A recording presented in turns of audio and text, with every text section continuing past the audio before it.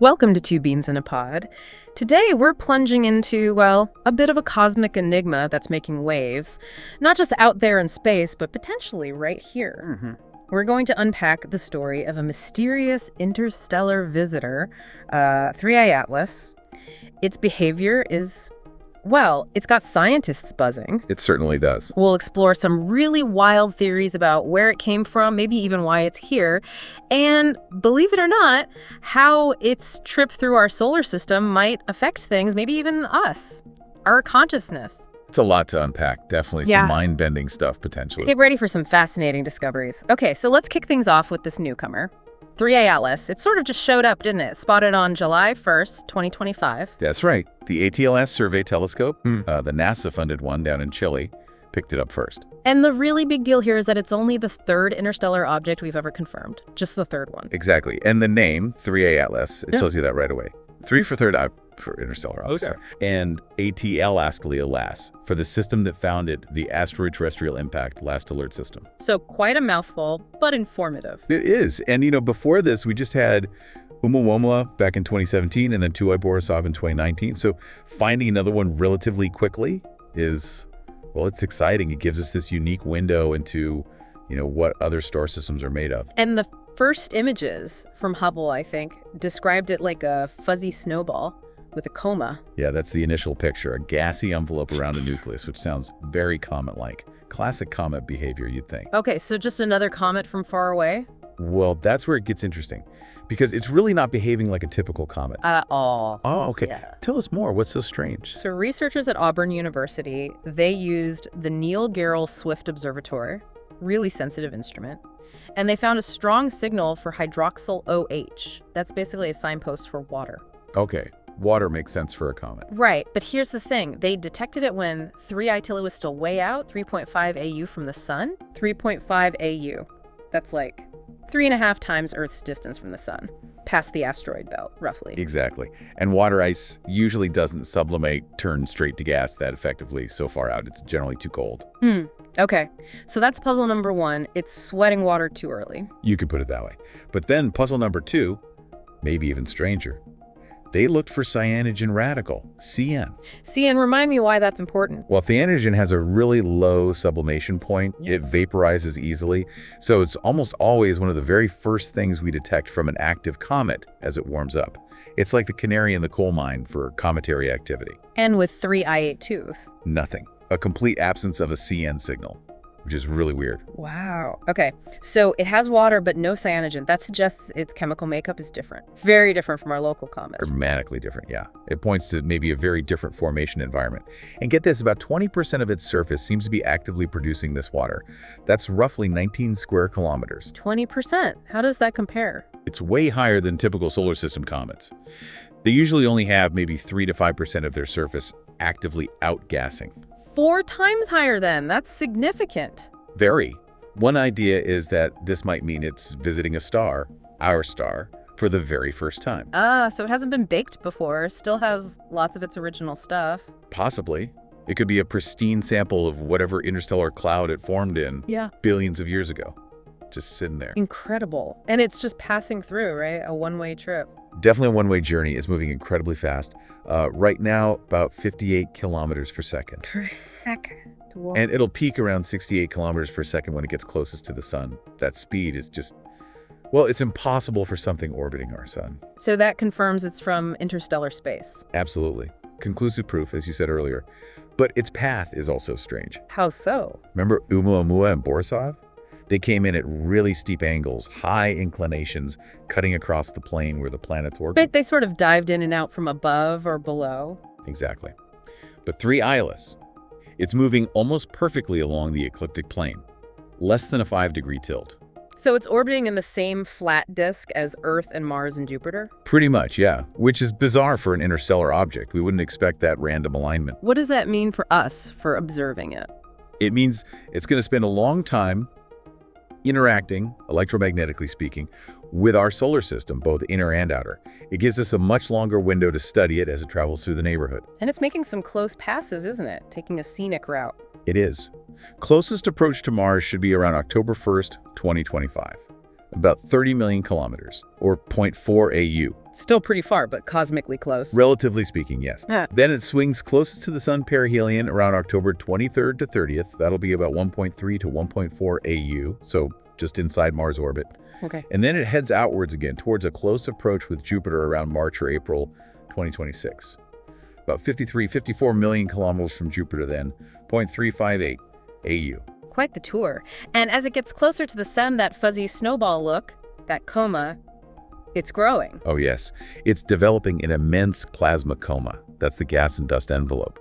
The nucleus itself, the solid bit, is estimated somewhere between, say, 320 meters and maybe 5.6 kilometers across. So not enormous, but not tiny either. Right, but the coma, right now, it's already about twice the diameter of Earth. Twice the size of Earth, just the fuzzy bit around it. Correct. Solar radiation ionizes the gas, turning it into plasma. And this complex, dusty plasma.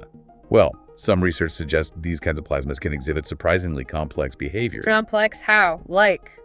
Lifelike? That's the term used sometimes in complex plasma physics.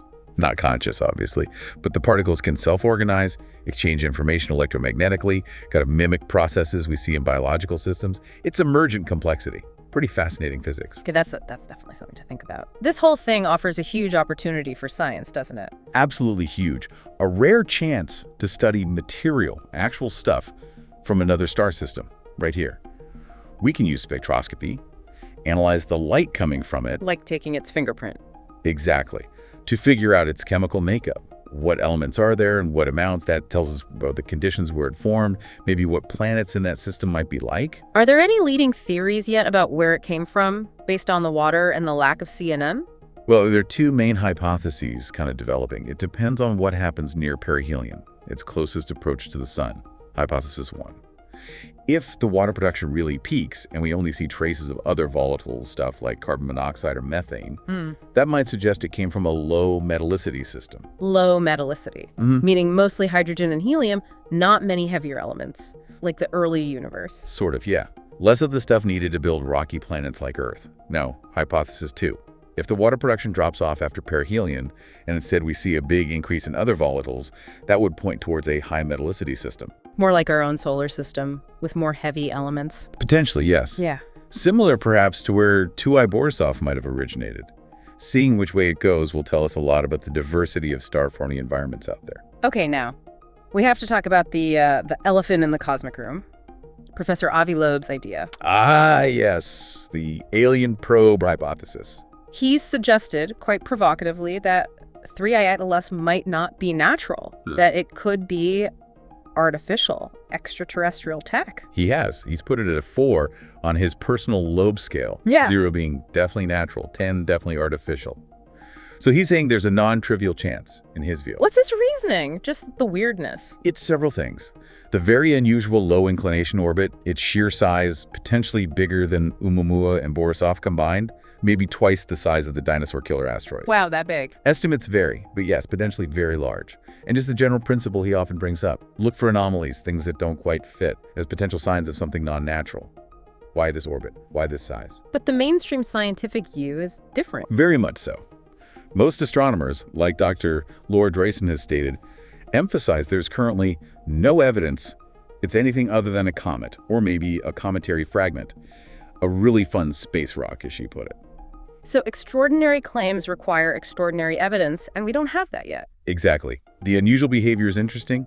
It pushes our understanding of comets, but it doesn't automatically mean aliens. Natural processes can be pretty strange, too. Okay, so sticking with the science, but maybe pushing the boundaries a bit. What about interacting with it? There's talk of maybe sending it a message. That idea is floated around, yeah. Like the Arecibo message we sent out in '74. Yeah. But it raises huge questions. Like, could it even receive it or understand it? Right. And maybe more importantly, should we? Could a signal be seen as hostile? Or would it just be ignored? It's a big step to announce ourselves actively like that. Probably safer to just observe for now. Are there plans for that? Using existing spacecraft? Oh yes, definitely. When it passes Mars in October 2025, there's potential to use the orbiters already there. MRO, MAVEN-N, maybe Mars Odyssey. To get close-up pictures? Or analyze its composition? Both, hopefully. High-resolution images, maybe some spectral data, depends on trajectories and timing, but it's being looked at. Much better view than from Earth. And then there's the even more ambitious idea, again from Loeb and his team, using the Juno probe. Juno! But that's orbiting Jupiter. It is. The proposal is to use a Jupiter-Oberth maneuver. Basically, use Jupiter's gravity like a slingshot to alter Juno's orbit significantly. To send it out to meet 3I Atlas. Exactly. To intercept it around March 2026, when 3I Atlas makes its close approach to Jupiter, it would be an amazing mission extension for Juno. Wow. Getting data from right up close, that would be incredible. Unprecedented for an interstellar object. We could see surface details, analyze the outgassing jets directly, really get the ground truth on its composition. It's a long shot, technically challenging, but the potential payoff is huge. Okay, so we have mainstream science, speculative science, and then there's another layer entirely, Stephen Burns' idea, the consciousness angle. Ah, right. Yes, this one. Well, it's important to state up front, this is way outside mainstream scientific thought. It blends geophysics with more metaphysical ideas. Understood. But what's the core idea? Burns suggests that because 3I Atlas is spending so long aligned with the ecliptic plane, interacting with our solar system's electromagnetic field, it could actually stimulate the sun, cause more solar activity. The solar flares, he connects this to Oumuamua's visit too, right? He does. He notes Oumuamua passed during a solar minimum in 2017, yet there was some significant flares around that time. He speculates these interstellar objects act as triggers. Okay. Triggers for solar activity, but then the consciousness part. He kind of theorizes that this object represents an interstellar galactic consciousness, maybe not sentient, but an information field, and its interaction could infuse the entire information morphic field of our solar system. Oh, okay. And the result of that infusion would be? A dramatic shift in human consciousness, a collective awakening or change, sparked by this cosmic visitor's electromagnetic influence. That is certainly a mind-bending thought. Connecting astrophysics to consciousness shifts, definitely provocative. Highly speculative, as we said. But it's part of the wider conversation this object is sparking, from hard science to these more philosophical ideas. Now, if you're enjoying this deep dive into interstellar mysteries and maybe even consciousness shifts, do take a moment to hit that like button and subscribe to Two Beans in a Pod. Your support really helps us keep bringing you these fascinating conversations. Absolutely. Every click helps. Okay, back to something more visible, or maybe not. Can people actually see this thing with a telescope? Yeah, that's the practical question a lot of people have. And unfortunately for most of us, the answer is probably no.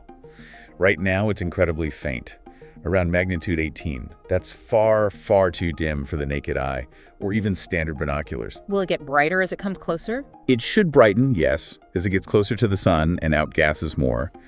But even at its brightest, projections suggest it'll likely only be visible as a sort of faint smudge. And that's probably only through, pretty large amateur telescopes, the kind serious hobbyists have. So it's definitely not going to be like Hale-Bopp or Neowise. No easy binocular target. No, definitely not that kind of spectacular comet. Based on current data, expectations should be managed there. It's primarily a target for serious astronomers and scientists. Right. So while you might not spot it easily yourself, the professionals and dedicated amateurs will be gathering tons of data in the coming months. Exactly. As it rounds the sun and heads back out, every observation helps build that picture of what it is and where it came from. It really leaves you wondering, though. 3 of these visitors in just 8 years. Oumuamua, Borisov, now ATLS. What's going on? That's the big question, isn't it? Is this a genuine uptick, like we're entering a region of space with more of these wanderers, a sort of interstellar wave? Or are we just getting better at finding them? That's probably a big part of it, yeah. Our survey telescopes are more powerful, our detection algorithms are smarter. We're simply seeing things that were always passing through unnoticed before. But still, it makes you think, what else is out there? What will the next one be like? Exactly. Each one seems different. Each one adds another piece to the puzzle of the galaxy beyond our little neighborhood. And how might these encounters, these sort of interstellar codes arriving at our doorstep, keep influencing us? Scientifically, maybe even in other ways we don't understand yet? The universe definitely keeps things interesting. Always more surprises. It certainly seems that way. What a fascinating object to watch. Well, that's all the time we have for today. Thank you for listening to Two Beans in a Pod. If you enjoyed our chat about 3ILS, please do hit that like button and make sure you subscribe so you don't miss our next deep dive.